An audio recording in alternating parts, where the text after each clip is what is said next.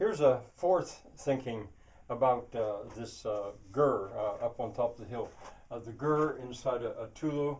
I decided I'm going to call the whole gur a goat barn because Wayne Frost especially, he's worried about, oh, what about permits and all that. And I'll say, well, it isn't for people, it's for goats, which can be true.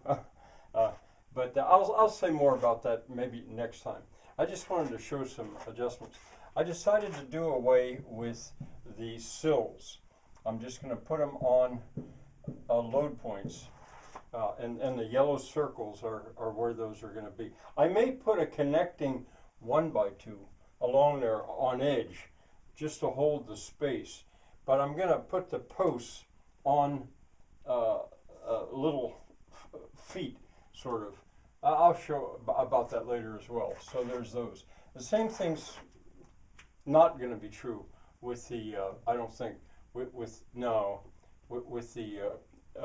faux cuts. They will have sills, but they also will have, they're different. Each one, since they're bigger, each one has got,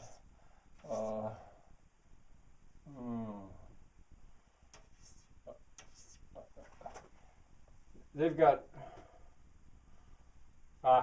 anyway, they've got more load points, but that's neither here nor there. All right, I'm so ready to start this. This is what I figured out today. How am I going to make the posts? This is looking straight down. It's looking at, say, this, but it's twice as big, more or less. And the posts are going to be T's, 1x6s nailed to 1x6s, like that. You're looking down, and there won't be structural corner boards because there are no corners. The thing is round. On a faux cut, there are structural corner boards, but these are going to be T's. On faux cuts, there are T's right in the middle. I don't have that quite right. So anyway, I have that figured out. These will be on edge, and then there'll be boards going along, and this indicates interruption.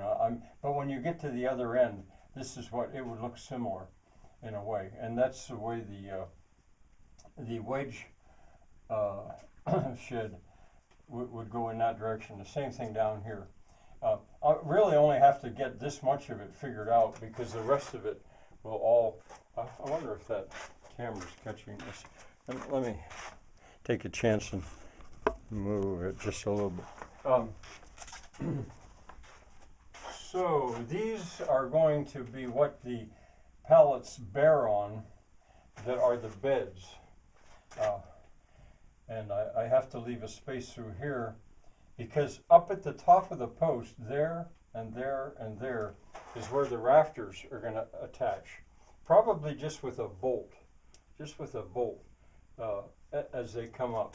And here goes that same rafter. It'll have a chance to bear on something here at the top, but the posts will come up through as well. These will be 8 foot. These will be shorter. And there's that one that I sandwich in order to go further, and it would go out to maybe about here. All right, curtains. I don't need to put pallets in here and in here as little walls. If people want privacy, they can just put a curtain there. There would be no need for the insulation that I can get from pallets, and it'll be strong enough without it. So there can be curtains all over the place. What else to tell you?